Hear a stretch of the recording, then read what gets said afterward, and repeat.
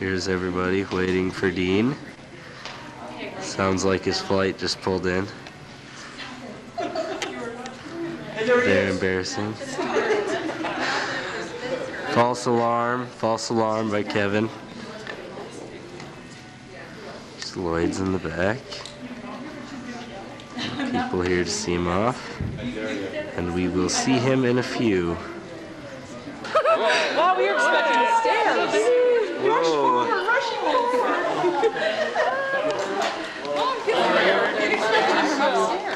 Aww. It's one of those touchy-feely moments. Spencer, get up there. Come on. Sheila's touching me now. I don't like that. I did.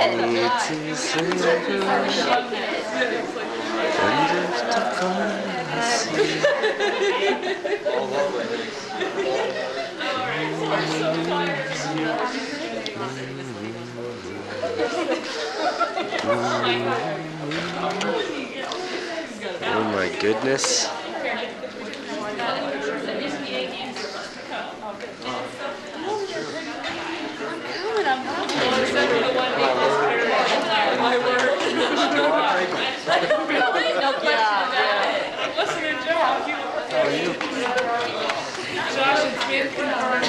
I'm the next level.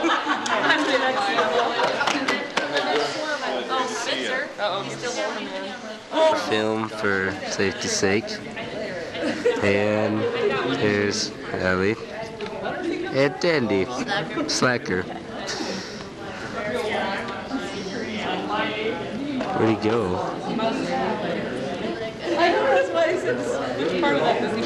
Yeah, that's right. You're not important enough to film. Oh, I just avoided a smack.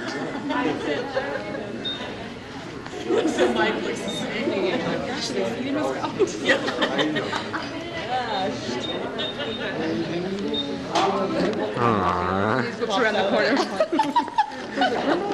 Oh, look, she's an hour late. I mean, tunnel view. Totally tired or totally wired? Both. Okay, here's a close-up. Close-up. I haven't slept the last 3 days. Gotta get close. Oh, here's a close view of that face. There it is. It's pretty.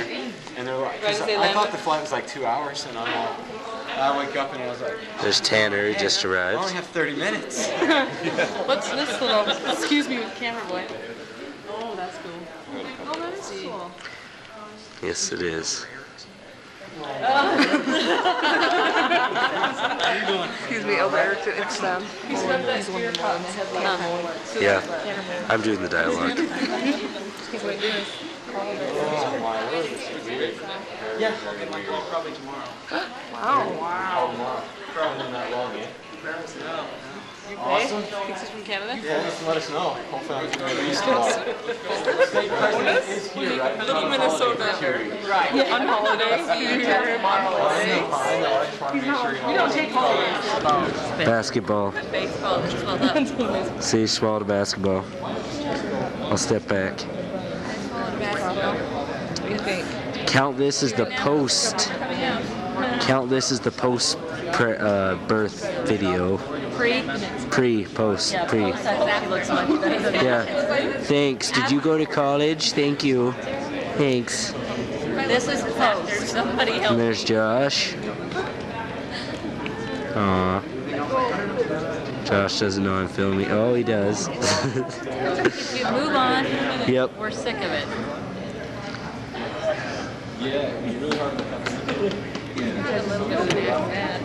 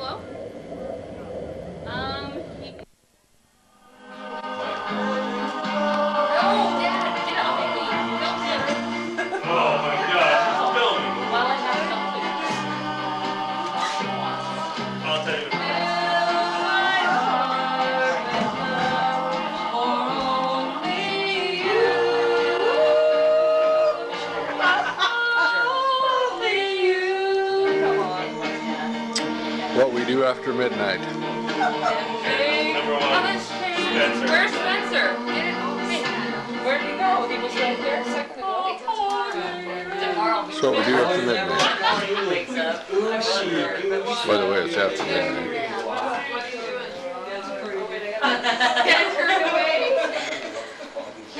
Yeah, it's number. Oh, number one. I think it's number one still. The one's Hey, it's mean, Dad. Mean. Show that she's better looking on the Oh, sure. show her. Thank you, dear. I got you both. That's just what I need.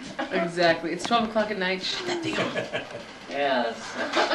Should I fall off the bar stool? That could be some action footage. Yeah. Yeah, get a little action there. Okay, it's enough. Shut it off now. Okay.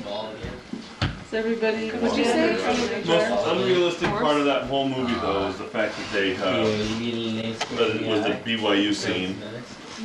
Yeah, Your probably. favorite part? No, the most unrealistic part of that movie was the BYU scene. Oh yeah, It was in my second to last area. I was in Glasgow, and I was a district leader there. And so the zone leaders, they go on exchanges or splits with the district leaders about once every month. And it was my exchanges for the day. But one zone leader comes into your area and you work there, and the other one goes, your companion goes to the other place. And this particular time, this guy had come with me, and we had an appointment around 12:30, 1 o'clock, and it's an appointment we have every week at the same time. And she feeds us the same exact foods every time, it's spicy chicken and chips. And the spicy chicken wasn't something she made, it was something she bought. And she just likes to get the microwave, and that's what you got every single week. And then you'd have Viennetta for dessert every week, without fail. And anyway, we had just eaten there, and we went out and we decided we were going to chat because we really had nothing else to do that day. And so we went out and started knocking on doors. Chapman's knocking on doors, and we started knocking on doors, and that we went through. No one let us in about 30 minutes, and then he turned to me, my companion for the day, turned to me and said that I need to use the toilet. And that's not derogatory. Toilet's just how they say it over there, you know. And so he told me that, and I was like, well, there's really no place to go out here. We were kind of out in the sticks, and so I was like, you're just gonna have to hold it. And so we go keep chapping, and 15, 20 minutes later, he came by, or he stopped me again and says, I really have to go to the bathroom now. I'm not gonna be able to hold this. Now I've got to go. And I was like, well, there's one member that lives up around this area. We can walk over to her house and see if she's in, use her toilet. And, so we started walking. It was about a mile away, and we got to her house, knocked on the door, and she wasn't in. And he was really, really hurting at this time. And he's all, oh, I got to use the toilet. And so I was like, well, we'll just have to get walking, see if there's a place we can find it where you can use the toilet. And we start walking up the road, and eventually we keep walking, and we saw a break in the houses. And as we look through the crack, there's a graveyard back there. And in Scotland, the gravestones are like massive. And so he turned to me and goes, oh, I'll just use the graveyard. I'll go in the graveyard. And so he sees a little gate opening, but he has to jump through a guy's house gate first. And so he goes walking over there. I'm going to go use the graveyard. Jumps over the fence.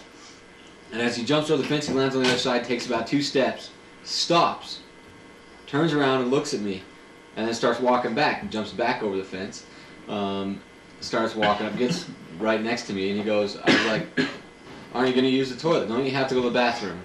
And he's like, it's too late. It's too late? What are you talking about, it's too late? And he's all, well, I already went. And I was like, you already went? And I was like, well, are you going to do something about it? Because we've got a whole day planned, and you got crap in your trousers. And you're like, so you're going to walk around like that all day? And he's like, no, I guess I better do something. So he decides he's going to go back into the graveyard. And so as we're walking back up the sidewalk, as we're walking, it's rolling out his pant leg and onto the cement. And so every couple of steps there'd be another little pile. And so I try not to crack up because it's just hilarious. And he's obviously distressed. Oh my word, what am I going to do? So he comes to another fence to get back into the graveyard to clean himself off.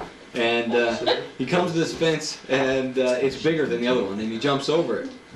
And I'm holding his bag and stuff, and kind of turned the other way because he smelled really bad. And when he jumped up over the fence, I couldn't help to notice that one of the leftovers rolled out of his pant leg and landed right on top of the fence. And my first thought was like, that's going to be a problem. That is going to be a problem up there. That was my first thought, but I was like, whatever. So he goes in the graveyard, and what he does, he's wearing 2 pairs of socks. So he took 1 pair off and started cleaning himself with those at the graveyard. And I guess they weren't big enough. So he cuts the symbols off his G's and starts using the G's, the material part, to wipe himself off. And so he's back there for like 15, 20 minutes, and I'm just standing on the side of the road, you know, kind of going, oh, my word, I can look down the sidewalk and see, you know, everything that he's dropped from the one gate to the next. And so I sit there trying not to laugh, and then he's all, okay, I had to lend him a pair of scissors, which I told him to leave in the graveyard, because I didn't want them back. And he cut the symbols off, and then a few minutes later he's coming back. He's got to jump back over that fence. And he went to jump over the fence, and where did his hand go? Right into the stuff we left on top of the fence. So he jumped over the fence, and he stunk. Oh, he just really stunk. And unfortunately, he was obviously sick, and it wasn't just chunky, there was runny as well, and it soaked right through his trousers. So it soaked through his trousers, and so you could see it and everything through the jacket, his suit jacket, and it soaked through everything. And so I mentioned it to him, you know, whatever, we're gonna have to get this cleaned off. I knew there was like a grocery store about 2 miles away, and we could walk there, and they sold clothes, and that we could get everything situated there. But I told him, but you're gonna want to wash that off like soon. And so he's like, well, there's a mud puddle up here. So he went and he sat in the mud puddle. Didn't do anything for the color of his trousers, but it just made him wet. And so the whole time we're walking down to this place, I'm trying not to laugh at him. And we get him into the toilet, and I get him in the toilet, he's in a stall, and as I'm coming out, a guy walks in, and the smell was so bad, the guy walks in, and he's all, oh, what is that? I was like, I think there's somebody sick, and I left. So I walked out, and so my assignment was to go find like sweat bottoms, and to go buy sweat bottoms, and I threw in a couple of little bits like deodorant spray and stuff. And so I got these sweat bottoms and that, and I finally got them over to him. And he's still in the bathroom. He's like, oh, good thing we made it here because the second wave just hit. And I was like, oh boy, we're gonna be here for a while. But finally, half an hour later, so he got out of the toilet, and he had taken all his clothes and everything, and he'd crammed it into his backpack. And we had 2 buses we had to catch to get back to our flat, which lasted about 45 minutes altogether. And so I'm sitting here, I knew he stunk, but I didn't want to tell him. So I had him sit at the middle of the bus, I sat at the back. I said it. Oh, did you? Yeah. And he sat at the back, or I sat at the back, and he sat in the middle. And I watch the passengers as they get on, and they walk to the first part of the bus, you know, all confident, like they know where they're going to sit, and then all of a sudden, they look around, look really funny, and then they'd walk past, and they'd go and they'd like, someone would stop, turn around and go, what is that? And they would really be looking at their friends or whatever, and then they'd sit like way in the far corner. So again, I try not to laugh at that because everyone's face as they're getting on the bus is making weird faces. And I don't know if he notices it or not, but I'm sitting there going, oh boy. And so we're get on the bus, and we finally get back to our flat, and he's the zone leader in that, and he's just like, oh, I think we're calling it quits for the day. It's only like 4 o'clock. And so like, I think we're calling it quits, and I was like, good idea. Because I'm not going through this again. And so he gets in the flat, and he takes his trousers off and everything, and he's like, I still stink. I don't understand where the smell's coming from. Well, when everything ran down his trousers, it ran down so far, and his trousers were kind of, I guess, tight at the bottoms, but everything ran into his shoe. And he didn't realize it. And so the whole time he's walking around in it. And so he gets back to the flat and he takes his trousers off and he still can't figure out what the smell is until he looks inside his shoes. And he's like, oh my goodness, we have to go shoe shopping. And he's like, we're going shopping for new shoes today. So he puts some of my like shorts and stuff on. We go shopping for new shoes. He throws these shoes away. And the whole time he keeps going over, until you go home, you cannot tell anyone that this happened. You can never tell anyone this happened. I was like, okay, just till I go home. So I wrote Tronda and told her all about this whole thing. But it was just so funny to me at the time, and it was really funny to him afterwards. At the time it wasn't. He was very distressed, but afterwards he kind of lightened up about it. Oh yeah, I remember that. And I was like, yeah, how could you forget?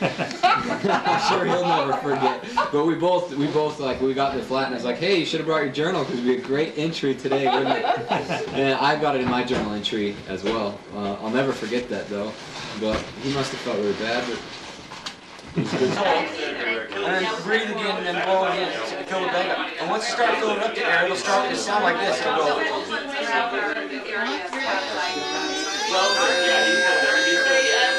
And then you go into the whole. Those called droners? Yeah, they have drones. They have drones as well.